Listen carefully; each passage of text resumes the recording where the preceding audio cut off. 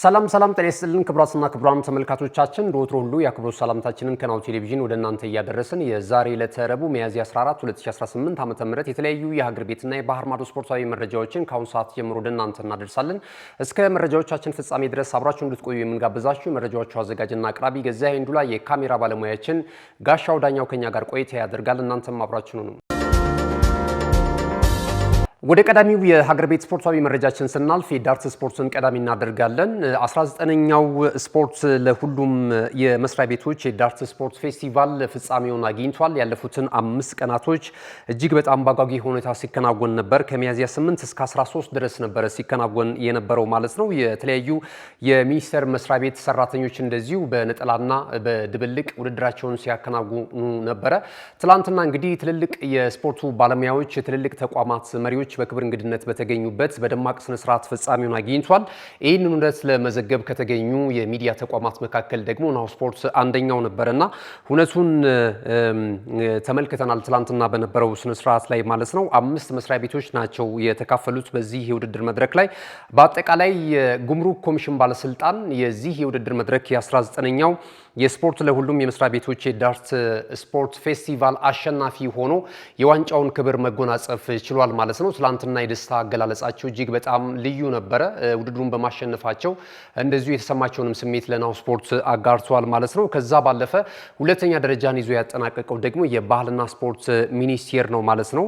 በዛ ተቋም ውስጥ የሚገኙ ሰራተኞችም ለዳርት ስፖርት እንግዲህ ቅድሚያ በመስጠት በተለይ ከአመራርነት ጀምሮ ያሉ ሰዎች ይህንን ስፖርት በመደገፍ ረገድ እንግዲህ ባለፉት አመታቶችም እንደዚሁ ይህንን ሁነት የመዘገብ እድል ካላቸው ሚዲያዎች አንደኛው ናሁ ስፖርት ነበርና ከአምና በጣም በተሻሻለ ሁኔታ ጥሩ ድጋፍ አግኝቶ ይህ የውድድር መድረክ ፍጻሜውን ያገኘበትን ሂደት ነው የተመለከትነው። ትላንት በነበረው እንግዲህ ስነ ስርዓት ላይ የተለያዩ ተቋማት አመራሮች ተገኝተዋል። የባህልና ስፖርት ሚኒስቴር ተወዳዳሪዎችን በማምጣትና በውድድር መድረኩ ላይ በመሳተፍ በሌላ በኩል ደግሞ ኃላፊነቱንም ለመወጣት እንደዚሁ የክብር እንግዳም እንደዚሁ ወክሎ መድረኩ ላይ ተመልክተናል። ወይዘሮ አበባ የባህልና ስፖርት የስፖርት ልማት ቡድን መሪ ናቸው። ከዛም ባለፈ ደግሞ ተገቢውን መረጃ በመስጠት ለሚዲያ አካላት ከዚህ በፊት ይታወቃሉ፣ ለሚዲያውም አዲስ አይደሉም። እሳቸውም እንግዲህ በተገኙበት አጋጣሚ ይህንን የስፖርት አይነት በክልሎችና በአዲስ አበባ በአጠቃላይ በአገር አቀፍ ደረጃ ለማስፋፋትና ተወዳጅ ለማድረግ ከፌዴሬሽኑ ጋር በጣምራ እየሰራ እንዳለ ነው የባህል ስፖርት ሚኒስቴር። ከዚህ በኋላም የተለያዩ የውድድር አይነቶች እንደዚሁ የዳርት ስፖርትን የተመለከቱ ውድድሮች እንደሚከናወኑ ገልጿል። ያለፉትን ጊዜያቶች ቀደም ሲል እንደገለጽኩላችሁ በ5 የስፖርት አይነት እንግዲህ ስፖርት ለሁሉም የመስሪያ ቤቶች ውድድር ሲከናወን ቆይቷል። ትላንትና የነበረው ግን ደማቅ ስነስርዓት ነበርና ከዛ ባለፈ ሌሎችም የክብር እንግዶች ነበሩ። እንደዚሁም የሚመለከታቸው አካላት የኢትዮጵያ ዳርት ስፖርት ፌዴሬሽን የቴክኒክ ቡድን መሪና ስራ አስፈጻሚ የሆኑት አቶ ክፍሌ አሰፋም ተገኝቷል። ስፖርቱን ለማሳደግ አይነተኛ ሚና እየተጫወተ የሚገኘው የባህልና ስፖርት ሚኒስቴር ነው። ከዛም ባለፈ ደግሞ ተሳታፊ መስሪያ ቤቶችንም እጅግ በጣም እናመሰግናለን። ተወዳዳሪዎችንም ጭምር የሚዲያ አካላትም ሽፋን እየሰጡልን ስላሉ እጅግ በጣም እናመሰግናለን የሚል አስተያየት ሰጥቷል። ከዛ ባለፈ ውድድር መድረኩ እንዲሳካ እንግዲህ አይነተኛ ሚና የነበረውና ውድድሩን ስፖንሰር በማድረግ አብሮ የዘለቀው እስከ ፍጻሜው ድረስ ኤዲዩ ኮሚኒኬሽን ሰርቪስ ነው። በዚህ የውድድር መድረክ ላይ የነበራቸውን ሚናና እንደዚሁም ተያያዥ ጉዳዮችን በተለይ ማህበራዊ ኃላፊነትን ከመወጣት አንጻር በማህበረሰቡ ዘንድም ይሁን በመንግስት ዘንድ እምብዛም ትኩረት ከማይሰጣቸው የስፖርት አይነቶችን አንደኛውን ዳርት ስፖርትን መርጠን መተናል። ይህንንም ኃላፊነታችንም ወደፊት በተለያዩ የውድድር አይነቶች እንደዚሁ ስፖርቱን ተደራሽ በማድረግ አብረን እንሰራለን የሚል አስተያየት የሰጡት የዚሁ የኤዲዩ ኮሚኒኬሽን ሰርቪስ የሰው ሀብት አስተዳደር የሆኑት አዲስ አይናየው ናቸው። እሳቸውም ከናሁ ስፖርት ጋር ቆይታ ነበራቸውና እንግዲህ የውድድር መድረክ በየዓመቱ የተሳካ እንዲሆን የበላይ ጠባቂው የዚሁ የፌዴሬሽኑ የቀድሞ ፕሬዝዳንት አሁን ደግሞ በበላይነት ወይም በጠባቂነት እየመሩ የሚገኙት አቶ ሃንግሶም ተክላይ ናቸው። ይህ ፌዴሬሽን ጥሩ ቁመና ላይ እንዲገኝ አሁን ላይ ላለበት ቁመና የበለጠ አስተዋጽኦ እያበረከቱ ነው የሚገኙት ሀሳብ በመስጠትና በቅርበት እንግዲህ የፌዴሬሽኑን አካሄድ በመከታተል ማለት ነው። ከዛ ባለፈ ደግሞ ውድድሩ የተሳካ እንዲሆን የተለያዩ ተቋማት ጋር በመሄድና ውድድሩን እያስፈጸሙና ለዚህ ደረጃ እንዲደርስ ካበቁ የስፖርቱ ሰዎች መካከል አንደኛው ማስተር ኢንጂነር ዮናታን ስዩም ናቸው።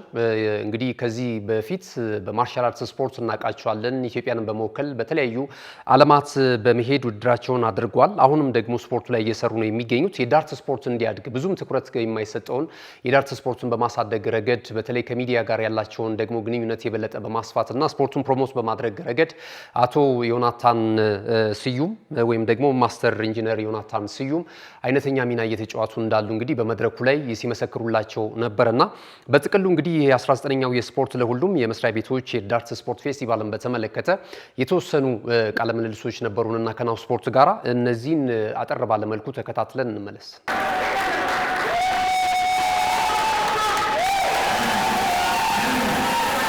ፕሮግራሙ ካለፈው ዓመት ትንሽ ተሳታፊዎች የጨመሩበትና በጣም በጥሩ ሁኔታ የተዘጋጀ ወይም ደግሞ የተደረገ በኤዲአዩ በሚባለው የኮሙኒኬሽን ሰርቪስ ስፖንሰር አድራጊነትና በኢትዮጵያ ዳርት ፌዴሬሽን አማካኝነት እንዲሁም ደግሞ በባህልና ስፖርት ተባባሪነት የተደረገ ፕሮግራም እና እንደታየው በጣም በደመቀና ጥሩ ውጤትና ጥሩ ነገር የታየበት ውድድር ሆኖ ነው ያለፈው። ከዚህ ቀደም የነበሩት የመስሪያ ቤቶች ውድድር ላይ በአብዛኛው ይሳተፉ የነበሩት አነስ ያለ ቁጥር ያላቸው ሚኒስቴር መስሪያ ቤቶች ነበሩ።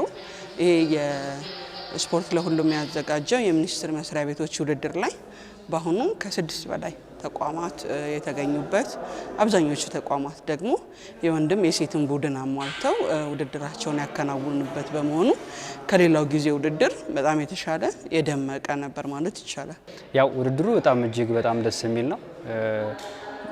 የስፖርቱ ውድድር ምንድነው የዳኝነት ህጉ ራሱ ለየት ያለ ነው፣ ከምናውቀው ስፖርቶች የተለየ ነው።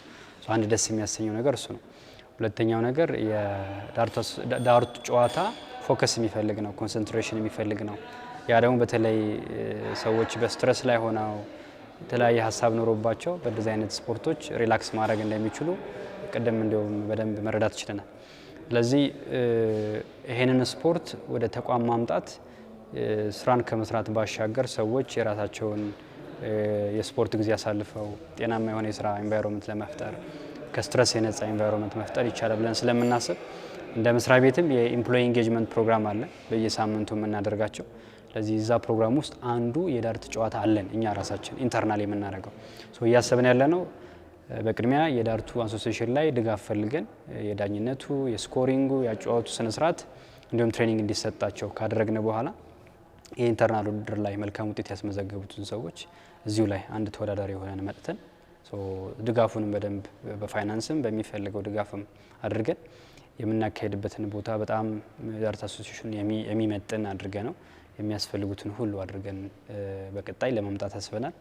ከዚህ በተጨማሪ አንድ ያሰብነው ፕሮግራም ሌሎች ሚኒስቴር መስሪያ ቤቶች በተለይ ብዙ ሚኒስቴር መስሪያ ቤት ያለን እኛ ሀገር ላይ እንደምታውቀውና የመጡት 3-4 ናቸው። ግን ሌሎች መስሪያ ቤቶችም እንዲመጡ አድርገን እኛ ራሳችን ስፖንሰር እንደምናደርግ ፕሮግራሙ በደንብ የደመቀ እንዲሆን ክቡር እንግዶች በደንብ መጥተው ትኩረት እንዲሰጥና ሚዲያዎችም እንዲመጡ ለማድረግ ነው እንግዲህ ከማስተር ዮናታን ጋርም ስንነጋገር የነበረው። በዚሁ አጋጣሚ የዳርት አሶሲዬሽን ኃላፊዎችንም ማስተር ዮናታንም ጨምሮ እጅግ በጣም እናመሰግናለን። በስፖርት ለሁሉም ፕሮግራም አጠቃላይ በፌዴራል ደረጃ የሚገኙ ሚኒስቴር መስሪያ ቤቶችን ኢንትረስት ወይም ደግሞ ፍላጎት መሰረት አድርገን በ5 የተለያዩ የስፖርት አይነቶች የስፖርት ለሁሉም ፕሮግራም እያካሄድን እንገኛለን።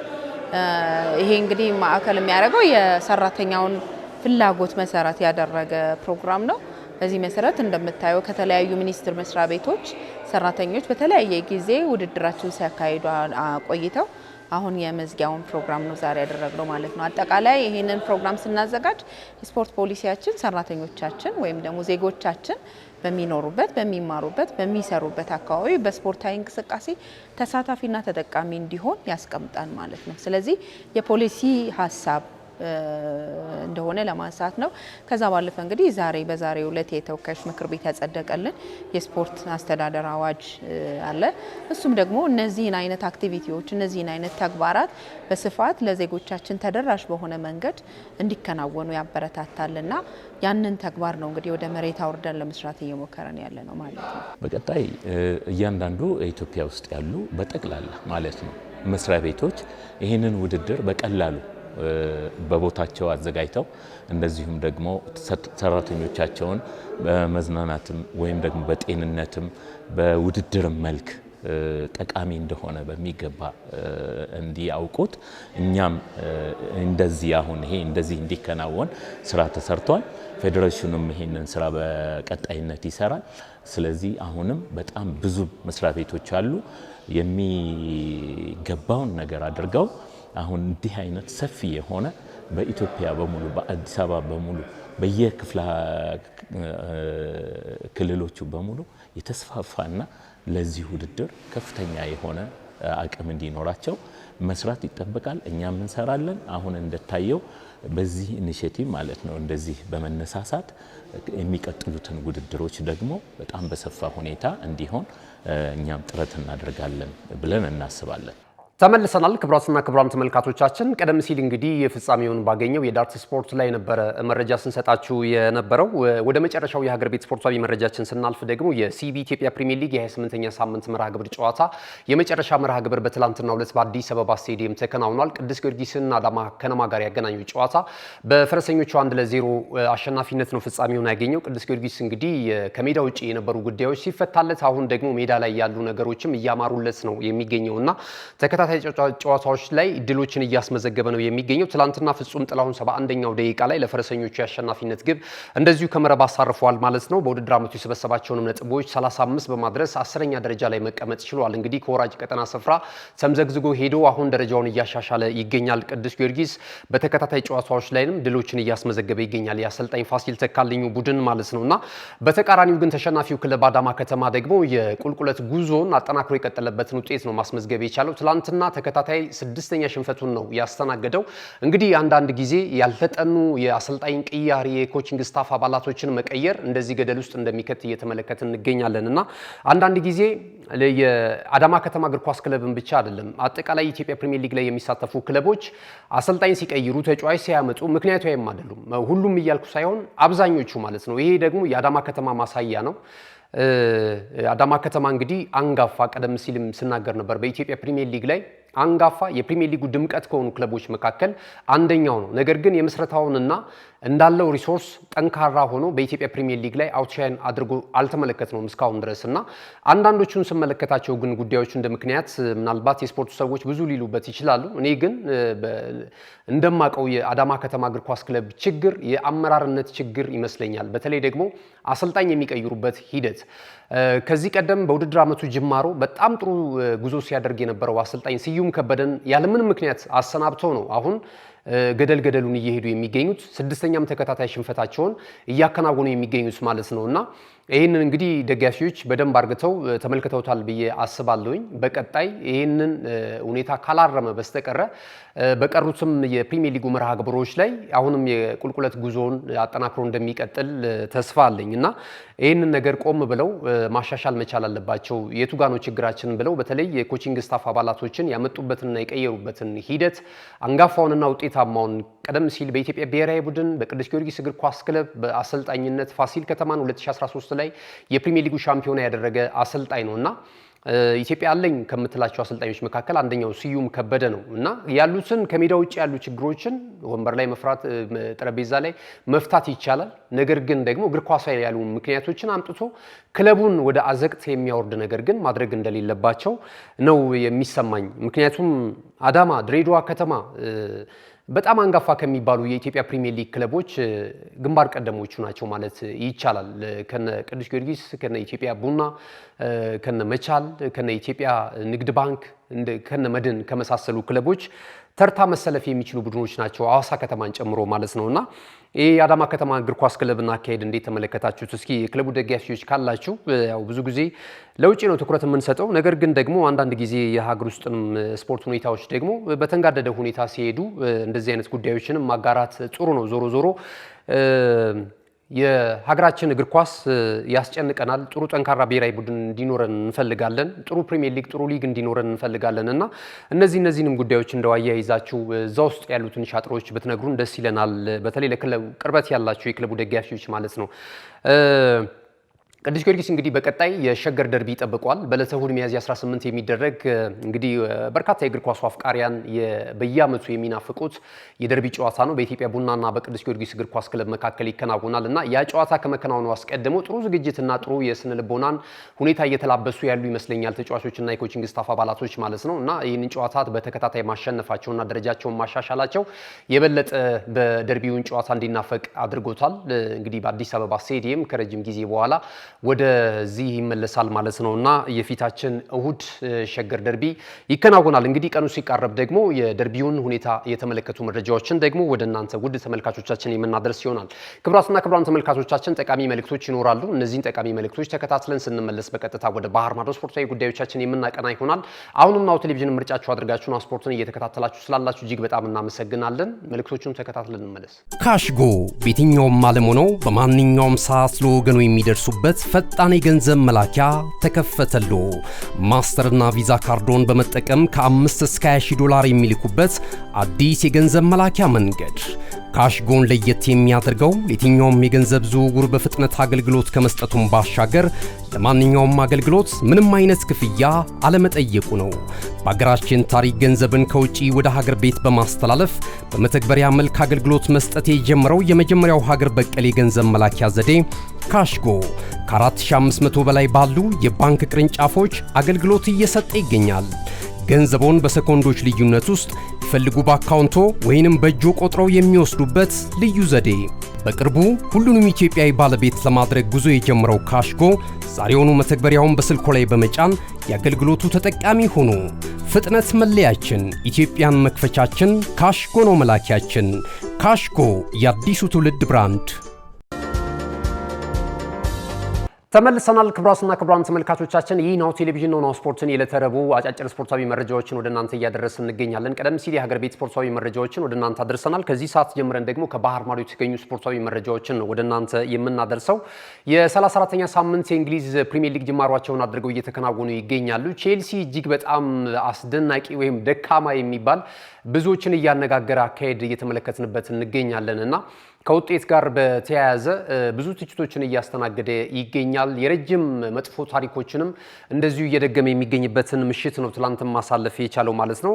እስካሁን ድረስ እንግዲህ በ5 ተከታታይ ጨዋታዎች ላይ ጎል ማስቆጠር አልቻለም። 5 ጨዋታዎችን ተሸንፏል እና ይሄ ደግሞ ከሚገኝበት የደረጃ ሰንጠረዥ ተንሸራቶ 7ኛ ደረጃ ላይ እንዲቀመጥ አድርጎታል እና አሁን ላይ እንግዲህ እግር ኳስ ፍርዷ እዚሁ መሬት ላይ እጅ በእጅ የሆነ ይመስላል።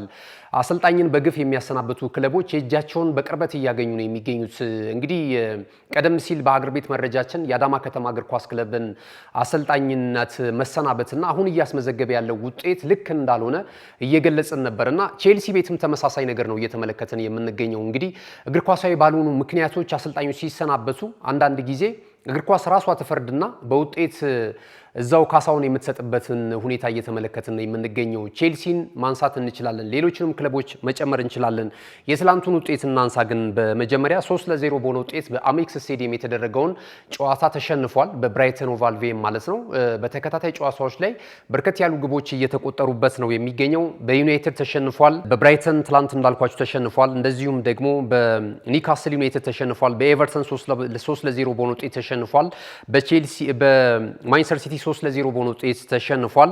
እንደዚሁም ማንቸስተር ዩናይትድ 1-0 በሆነ ውጤት ቀደም ሲል እንደገለጽኩላችሁ ተሸንፏልና ትላንት እንግዲህ የብራይተን ኦቭ አልቢዮን ሽንፈት ደግሞ 5ኛ ተከታታይ ሽንፈቱ ሆኖ ተመዝግቧል ማለት ነው።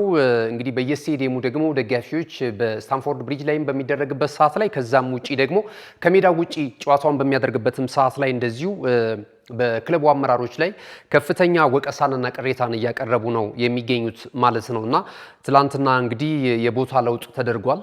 6ኛ ደረጃ ላይ ብራይተኖች መምጣት የቻሉበትን ውጤት በውድድር ዓመቱም የሰበሰቧቸውን ነጥቦች ወደ 50 ማሳደግ ይችላል። እንደውም ተጨማሪ ጎል ሁላ ሊቆጠርባቸው የሚችልበትን አጋጣሚዎች ተመልክተን ነበረ።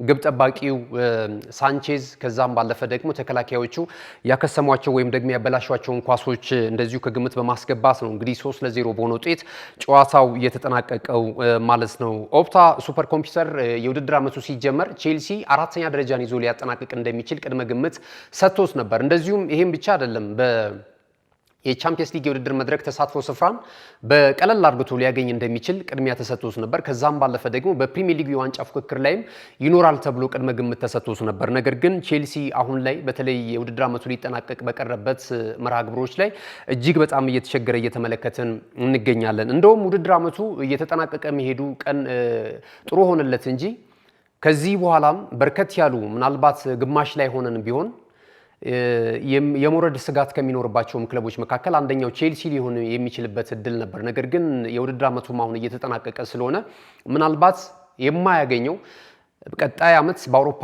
የውድድር መድረኮች ላይ በቻምፒየንስ ሊግ በኤሮፓ ሊግ እንደዚሁም በኮንፈረንስ ሊግ ላንመለከተው እንችላለን። ይህንኑ አካሄዱን የማያስተካክል ከሆነና በቀሩት 4 መርሃ ግብሮች ላይ የተሻሸሉ ጨዋታዎችን ለማሸነፍ ካልቻለ ወይም ደግሞ አሰልጣኝ ሊያም ሮሰነሪ ላይ ውሳኔ ካልተወሰነና አሰልጣኙን ካላሰናበቱ በስተቀረ በእንዲህ አይነት አጫዋት ቼልሲን የሚመጥንም ነው ተብሎ አይገመትምና ብዙዎች ቅሬታቸውን እያቀረቡበት ይገኛሉ። በተከታታይ 5 ጨዋታዎች ላይ ግብ ሳያስቆጠር በመውጣት እንግዲህ የ114 ዓመታትን መጥፎ ታሪክን መድገም የቻለበትን አጋጣሚ ነው ትላንት ምሽት ማስመዝገብ የቻለው ማለት ነውና ክረምት ላይ እንደምናስታውሰው በክረምቱ የተጫዋቾች የዝውውር መስኮት ላይ ወደ 1 ቢሊዮን ፓውንድ ፈሰስ አድርጎ ነበር እንደዚሁ ጨዋታውን የተለያዩ ተጫዋቾችን ወደ ቡድን ስብስቡ ማምጣት የቻለው። ነገር ግን በውጤት ረገድ ከተመለከትነው አሁን ላይ በተለይ ደግሞ ኤንዞ ማሬስካ ከተሰናበቱ በኋላ ቼልሲ እያስመዘገበው ያለው ውጤት ደጋፊዎችን እያስደሰተ አይደለም የሚገኘው ማለት ነውና ቼልሲንም የሚመጠን ሆኖ አልተመለከትነውም። ኤንዞ ማሬስካ ከተሰናበቱ በኋላ ብዙዎች ቅሬታ ሲያቀርቡ ነበር። እግር ኳሳዊ ምክንያት አይደለም በሚል በክለቡ ባለሀብቶችና አመራሮች ላይ ቅሬታ ሲያቀርቡ ነበረ። ይሄ ትክክል ይመስላል እንግዲህ አሁን እየተመዘገበ ካለው ውጤት ጋር በተያያዘ ማለት ነው። በቻምፒየንስ ሊጉ እንደምናስታውሰው የመጀመሪያውን ጨዋታ በራሱ በሜዳ 3-0 በሆነ ውጤት ተሸነፈ። ከዛም ባለፈ ደግሞ በፓርክ ዴ ፕሪንስ የተደረገውን ጨዋታ በፒኤስጂ 5-2 አሸናፊነት ተጠናቀቀ። 8-2 በሆነ ውጤት ተሸንፎ ነው ከውድድር መድረኩ የተሰናበተው ማለት ነውና ቼልሲ አስከፊ የውድድር ዓመትን በስተመጨረሻ እያሳለፈ ለመሄድ ተገዷል ማለት ነው። ቀደም ሲል እንዳነሳልናችሁ የቼልሲ ጉዳይ እጅግ በጣም አሳሳቢ ሁኔታ ላይ ነው የሚገኘው። አሰልጣኝ ካሰናበቱ በኋላ እንደ ቼልሲ በተመሳሳይ ሌሎችም ክለቦች ከፍተኛ የውጤት ቀውስ ውስጥ የሚገኙ ክለቦች አሉ። ለምሳሌ ኖቲንግሃም ፎረስትን ማንሳት እንችላለን። ኖቲንግሃም ፎረስት እግር ኳሳዊ ባልሆነ ሁኔታ የግሪካዊ ባለሀብት የሆኑት ግለሰብ ኤቫንጀለስ ማሪናካስ የተባሉ ባለሀብት ናቸው። እንግዲህ እኚህ የግሪክ ባለሀብት ኖቲንግሃም ፎረስትን ፈላጭ ቆራጭ ሆነው እየመሩ የሚገኙት ማለት ነውና እሳቸው አሰልጣኝ ኑኖ ስፒሪቶ ሳንቶስን ካሰናበቱ በኋላ ኖቲንግሃም ፎረስት አሁን ላለመውረድ እየታገሉ ከሚገኙ ክለቦች መካከል አንደኛው ናቸው። አምና 7ኛ ደረጃን ይዞ ነበር ያጠናቀቀው 65 ነጥቦችን ይዞ ማለት ነውና ዘንድሮ ያለበትን ሁኔታ ስንመለከት ከአሰልጣኙ መሰናበት በኋላ የተለያዩ አሰልጣኞችን ቀይረዋል እስካሁኑ አሰልጣኝ ድረስ ማለት ነውና ከዚህ አንጻር ከተመለከት ነው የእጃቸውን አገኙ የሚል ምላሽ ነው በእግር ኳሱ ቤተሰብ ዘንድ እየተሰጣቸው የሚገኘው ማለት ነው። ቼልሲን አነሳ፣ ኖቲንግሃም ፎረስት፣ ሌላኛው ቶተንሃም ሆትስፐርስ ነው። ቶተንሃም ሆትስፐርስ በአለፈው ዓመት እንደምናስታውሰው የኤሮፓ ሊግ የዋንጫ ክብርን ማሳካት የቻሉትን አሰልጣኝ አንጄ ፖስቴኮግሉን ነው ከ16 ቀናቶች በኋላ ያሰናበተው። እሳቸውን ካሰናበተ በኋላ እንግዲህ ቶማስ ፍራንክን ቀጠረ። ቶማስ ፍራንክን ቀጥሮ ደግሞ የውድድር ዓመቱ እንደተመለከት ነው ውጤቱ በጣም ያላማረ ነበረ። አሁን ደግሞ ሮቤርቶ ዲዘርቢን ቀጥሯል። 18ኛ ደረጃ ላይ ነው የሚገኘው። እንግዲህ ቶተንሃም ሆትስፐርስን የሚያህል ክለብ ማለት ነው። የክለቡ ሊቀመንበር ዳኒ ሌቪ አሉ። እሳቸው እንግዲህ የቡድኑ ወይም ደግሞ የክለቡ ፈላጭ ቆራጭ ናቸው። አሰልጣኞችን በማምጣትና በማሰናበት እንደዚሁም ተጫዋቾችን በማምጣትና በማሰናበት በእርግጥ መሰረተ ልማት ላይ ጥሩ ጥንካሬ እንዳላቸው ይገለጻል። ስቴዲየም አዲሱን ስቴዲየም የገነቡበትን ሂደት ብዙዎች ሲያወድሱት ነበረ። ነገር ግን ሜዳ ላይ ያለው ውጤት ደግሞ አምናም 17ኛ ደረጃን ይዞ ነው ያጠናቀቀው በሊጉ። ዘንድሮ ደግሞ እንደዚሁ ላለመውረድ እየታገለ ነው የሚገኘውና ከዚህ አንጻር ብዙዎች በተለይ የቼልሲን የቶተንሃም ሆትስፐርስና የኖቲንግሃም ፎረስትን አሁናዊ ውጤት በተመለከተ የክለብ አመራሮች ምን ያህል ቡድኖችን እንደሚጎዱና ደጋፊዎችን ስሜት እንደሚረብሹ በሚወስኗቸው ውሳኔ እየተመለከትን ነው የምንገኘው ማለት ነው። የእንግሊዝ ፕሪሚየር ሊግ የ34ኛ ሳምንት መርሃ ግብር ጨዋታዎች ዛሬ ምሽትም ቀጥለው የሚከናወኑ ነው የሚሆኑት። ዛሬ ከሚደረጉ ጨዋታዎች መካከል ሁለተኛ ደረጃ ላይ የሚገኘው ማንቸስተር ሲቲ ከአርሰናል ጋር የነጥብ ልዩነቱን ለማስተካከል ወደ ተርፍ ሙር አቅንቶ ወራጅ ቀጠና ስፍራ ላይ የሚገኘውን በርንሌን የሚገጥምበት ጨዋታ ትልቅ ትኩረትን አግኝቷል። በምሽቱ ጨዋታ ላይ ማንቸስተር ሲቲዎች ድል የሚቀናቸው ከሆነ ነጥባቸውን ወደ 70 ከፍ ማድረግ ይችላሉ። ይሄ ደግሞ ከአርሰናል ጋር ያላቸውን የነጥብ ልዩነት ማጥበብ ይችላሉ ወይም ደግሞ እንደዚሁ እኩል ማድረግ ይችላሉ ማለት ነው። የጎል ልዩነት ነው የሚሆነው። የጎል ልዩነትም በአንድ ጎል በሁለት ጎል ልዩነት ማሸነፍ ከቻሉ ሲቲዎች የደረጃ ሰንጠረዡን ካናት ሆነው መምራት ይችላሉ ከ210 ቀናት በኋላ ማለት ነውና ያለፉትን ወደ 247 ቀናቶች መምራት የቻለው አርሰናል እንግዲህ የመሪነት መንበሩን ለተከታዩ ማንቸስተር ሲቲ ዛሬ ምሽት ሊያስረክብ የሚችልበት እድል አለ። በርንሌ ምንም የጊዜ ጉዳይ ካልሆነ በስተቀረ ከፕሪሚየር ሊጉ ከሚሰናበቱ ክለቦች መካከል አንደኛው ነው። ያን ያህል ጫና ፈጥሮ ይጫወታል ተብሎ አይገመትም። እያስመዘገበ ካለውም ውጤት አንጻር ማለት ነው። ባለፈውም እየመራ እንደዚሁ በብሬንትፎርድ ሲቲ የተሸነፈበትን ሁኔታ ማስታወስ እንችላለን። አሁን ደግሞ እንደዚሁ ሲቲን በሜዳው ነው የሚያስተናግደውና ከዚህ አንጻር ዛሬ የበለጠ የአሸናፊነት ሚና የተሰጠው ለማንቸስተር ሲቲ ነው ማለት ይቻላል። ሌላ ጨዋታ ይከናወናል በበርንማውዝ እና በሊድስ ዩናይትድ መካከል ማለት ነው። ይሄም እንግዲህ በቫይታሊቲ ስቴዲየም የሚከናወን ነው። በርንማውዝ በጥሩ ጥንካሬ ላይ እየተመለከትነው እንገኛለን። ሊድስ ዩናይትድ በተመሳሳይ ያለፉትን ጨዋታዎች እያሸነፈ ከወራጅ ቀጠናው ስፍራ እየራቀ ነው የሚገኘውና ሁለቱ ቡድኖች የሚያደርጉትም ጨዋታ በዚሁ ሰዓት የሚከናወን ነው ማለት ነው። እነሆ የምስራች! የ10 አየር መንገድ የበረራ ትኬት ለውድ ደንበኞቹ በተቀላጠፈና አስተማማኝ በሆነ መንገድ እያቀረበ ያለው። በዚህም በደንበኞቹ የተመሰገነው ጉዞጎ አሁን ደግሞ ተደራሽነቱን በማስፋት ተጨማሪ ባንኮችን በማካተት ለውድ ደንበኞቹ የበለጠ አስተማማኝ ለመሆን ችሏል። የጉዞጎን አፕሊኬሽን ከአፕ ስቶር ወይም ከፕላይ ስቶር በማውረድ የመነሻና የመድረሻ ከተማዎትን መርጠው ዋጋ አወዳድረው የሀገር ውስጥም ሆነ ዓለም አቀፍ በረራ ማድረግ ካሰቡ የበረራ ትኬቶን ክፍያ በአቅራቢያው በሚገኙ ባንኮች አንድም በአካል በመሄድ ወይም በኦንላይን የክፍያ አማራጮች ክፍያዎትን በመፈጸም የበረራ ትኬቶን በእጅ ያስገቡ። ከዚህም በተጨማሪ እንደ ሁል ጊዜው ወደ ጉዞጎ የጥሪ ማዕከላችን 7473 በመደወል ከሙሉ የበረራ መረጃ ጋር የ24 ሰዓት የትኬት አገልግሎት ማግኘት እንደሚችሉ ስናበስሮ በታላቅ ደስታ ነው። ለበረራዎ ጉዞጎ።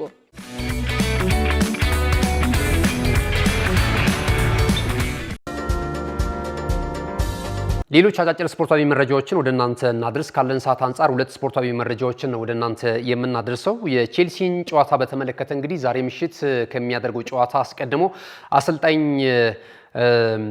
ፔፕ ጋርዲዮላ እንደዚሁ የተለያየ ሀሳብን ገልጿል ለመገናኛ ብዙሃን ማለት ነው። በተለይ ከቡድን ዜና ጋር በተመለከተ በዛሬው ጨዋታ ላይ የማይገኙ የዜጎቹ ተጫዋቾች ሁለት ሆነዋል።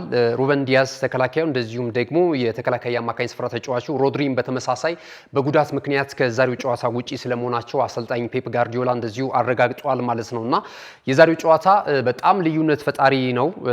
አንዳንድ ጊዜ እንግዲህ በእንግሊዝ ፕሪሚየር ሊግ ላይ የመውረዳቸውን ካረጋገጡም በኋላ ክለቦች ትልልቅ ቡድኖችን ሲፈትኑ ተመልክተናልና በርንሌ በዛሬው ጨዋታ ላይ አንድ ነገር መስራት ከቻለ ላለፉት ጊዜያቶች እንግዲህ ለረጅም ጊዜ ሲመራ የነበረው አርሰናል የበለጠ ወደ ዋንጫው ወደ ሻምፒዮናነቱ እንዲጠጋ ያደርገዋል ማለት ነውና የቀሩትን ጨዋታዎች ግን በጥንቃቄ አሸንፈው የሊጉን የዋንጫ ክብር ለማሳካት ያላቸውን እድል በአግባቡ እንደሚጠቀሙበት ነው አሰልጣኝ ፔፕ ጋርዲዮላ እየተናገሩ የሚገኙትና እንግዲህ ዛሬ ምሽት የሚደረገው ጨዋታ በበርንሌና በማንቸስተር ሲቲ መካከል ብቻ ሳይሆን ሶስተኛው ተፋላሚ ወይም ደግሞ ጨዋታውን በትኩረት የሚከታተለው አርሰናል እና አርሰናል ደጋፊዎች እንደሚሆኑም እንደዚሁ ይጠበቃል። በእርግጥ አርሰናል አሁንም እጁ ላይ እድሎች ያሉትን ቀሪ ጨዋታዎች በሰፊ የጎል ልዩነት እያሸነፈ በጎል ብልጫ ሲቲን በልጦ በነጥብ ተመሳሳይ ቢሆኑም በጎል እንግዲህ የሊጉን የዋንጫ ክብር የሚያሳካበት እድል አለው። ተጋጣሚዎቹን በአንጻራዊነት የአርሰናል የተሻሉ እንደሆኑ ብዙ የእግር ኳስ ተንታኞች እየነገሩ ነው የሚገኙትና ዛሬ ምሽት እንግዲህ ሌላኛው ተጨማሪ ፈተና በበርንሌ በተርፍ ሙሉ የሚደረገው የሲቲ ጨዋታ ተጠባቂ ነው ማለት ነው። ሌላኛው ቬንገር የሰጡትን አስተያየት እናስታውስ። እንግዲህ አሰልጣኝ አርሴን ቬንገር ያለፉትን 22 ዓመታቶች በአርሰናል ቤት ቆይታ ካደረጉ በኋላ የተለያዩ መሰረተ ልማቶችን አስፋፍተው በተለይ ከሃይበሪ ወደ ኤምሬትስ ስቴዲየም እንዲመጣ ትልቅ ስቴዲየም ባለቤት እንዲሆን ክለቡን ወደ ትልቅነት ካሻገሩ ግለሰቦች ወይም ደግሞ የስፖርት ሰዎች መካከል አንደኛው ፈረንሳዊው አሰልጣኝ አርሴን ቬንገር እንደሆነ የቀድሞ የአርሰናል ደጋፊዎች፣ አመራሮች፣ ተጫዋቾች በሳቸው ስር ወደ ታላቅነት የመጡ ተጫዋቾች ጭምር ይመሰክሩላቸዋል። በዓለም ላይ በጣም አዝናኝ እግር ኳስን ከሚጫወቱ አሰልጣኞችና ጥሩ የራሳቸው የእግር ኳስ ፍልስፍና ካላቸው አሰልጣኞች መካከል አንደኛው እንደሆኑ ቬንገር ዛሬም ድረስ እንደዚሁ ዘመናትን ተሻግሮ ስማቸው በክብር ይነሳል። ለዛም ነው እንግዲህ ፊፋ ለእግር ኳስ ልማት የቴክኒክ ዲፓርትመንት ውስጥ እንደዚሁ አማካሪ አድርጎ እየሰሩ የሚገኙት እኚህ ባለሙያ ማለት ነውና እሳቸው አሁን ያለውን የእንግሊዝ ፕሪሚየር ሊግን የዋንጫነት ፉክክር በተመለከተ ሀሳባቸውን ገልጿል። አሁንም ቢሆን የአሰልጣኝ ሚካኤል አርቴታው ቡድን አርሰናል የሊጉን የዋንጫ ክብር የማሳካት እድል እንዳለው ነው እየገለጹ የሚገኙት። እመኑኝ የሊጉን የዋንጫ ክብር አርሰናል ያነሳል። ምክንያቱም ተከታታይ ጨዋታዎች ላይ ድል ቢያስመዘግብም ከኋላ ተነስቶ የሊጉን የዋንጫ ክብር የሚያሳካበት እድል ላይ ቢገኝም ማንቸስተር ሲቲ በቀሩት ጨዋታዎች ላይ ይሳሳታል የሚል አስተያየት ሰጥቷል። ይህንን ስህተት ደግሞ ዳግም አሰልጣኝ ሚካኤል አርቴታ ይምረዋል ብዬ አላስብም። ግን ጠብቁ፣ ከቀሩት 5 ጨዋታዎች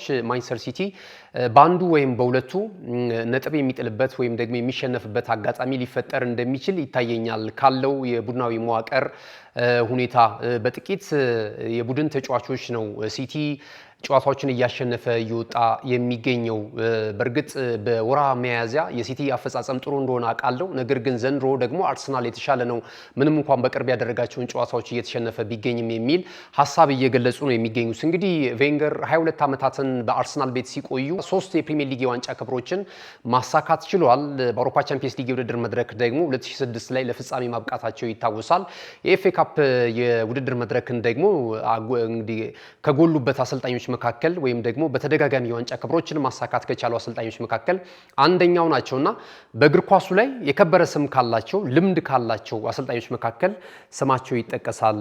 በተለይ ደግሞ ከአሌክስ ፈርጉሰን ጋር የነበራቸውን ግንኙነት በአጠቃላይ በእንግሊዝ ፕሪሚየር ሊግ ላይ በርከት ላሉ ዓመታቶች አብረው ይሰሯቸው የነበሩ ስራዎችን የእንግሊዝ ፕሪሚየር ሊግ ድምቀት እንደነበሩ ከጨዋታ አስቀድመው የሚሰጧቸው ጋዜጣዊ መግለጫዎች መነጋገሪያ መሆናቸው ብዙ ነገሮችን ማንሳት ይቻላል። እንደውም የእንግሊዝ ፕሪሚየር ሊግ ከዛ በኋላ ነው አንዳንድ ተግዳሮቶች እየገጠሙት የመጡት። ከዛ በኋላ ደግሞ ያለው ጄኔሬሽን ወይም ደግሞ አሰልጣኝ ፔፕ ጋርዲዮላ እና እንደዚሁ ደግሞ በክሎፕ ደግሞ ከመጡ በኋላ ደግሞ የበለጠ በሊቨርፑልና በሲቲ ቤት ትልቅ መነሳሳት አይተናል። እስካሁኖቹ ወጣቶቹ አሰልጣኝ ሚካኤል አርቴታ ድረስ ያለውን ሂደት ስንመለከት በእንግሊዝ ፕሪሚየር ሊግ የነ ጆዜ ሞሪኒዮን ማንሳት እንችላለን። ይቅርታ የቼልሲ ደጋፊዎች የጆዜ ሞሪኒዮ ከቼልሲም ደጋፊዎች ባለፈ ብዙ የእግር ኳስ ቤተሰቦች የሚወዷቸው ናቸው። የጆዜ ሞሪኒዮ፣ የቬንገር እንደዚሁም ደግሞ የሰር አሌክስ ፈርጉሰን እነ ቤኒቴዝን ማንሳት እንችላለን በሊቨርፑል ቤት በነበራቸው ቆይታ። አሁን ደግሞ እነ ክሎፕ እና ፔፕ ጋርዲዮላ ከዛም ባለፈ ደግሞ ቀደም ሲል ያነሳውላችሁ ወጣቶቹም አሰልጣኞች አሁን እየመጡ ያሉ ወጣት አሰልጣኞች እንደነ አርቴታን ጨምሮ ማለት ነውና ጥሩ ነገር እያሳዩ ነው የሚገኙት ማለት ነውና አሰልጣኝ አርሴን ቬንገር የቀድሞ የአርሰናል አሰልጣኝ ይህንን ሀሳብ ሰጥቷል። አሁንም ሲቲ ይሳሳታል ብላችሁ ታስባላችሁ? የሊጉን የዋንጫ ክብር የማንሳት እድሉ በአርሰናል እጅ ነው ብላችሁ ነው የምትገምቱት? ቬንገር እንዳሉት እስኪ ሀሳብ አስተያየታችሁን አድርሱን። ክቡራትና ክቡራን ተመልካቾቻችን እንግዲህ ለዛሬ ዕለተ ረቡዕ ሚያዝያ 14 2018 ዓ.ም ከናሁ ቴሌቪዥን የተሰናዱ ስፖርታዊ መረጃዎቻችን ይሄንን ይመስሉ ነበረ። አብራችሁን ስለነበራችሁ በጣም እናመሰግናለን። መረጃዎቹን ወደ እናንተ በማድረስ ገዛኸኝ ሄንዱላ የካሜራ ባለሙያችን ጋሻው ዳኛው ከኛ ጋር ቆይታ አድርጓል። ተወዳጅ የናሁ ቴሌቪዥን ፕሮግራሞች በቀጣይነትም ወደ እናንተ የሚደርሱ ይሆናል። በያላችሁበት መልካም ጊዜ ይሆንላችሁ።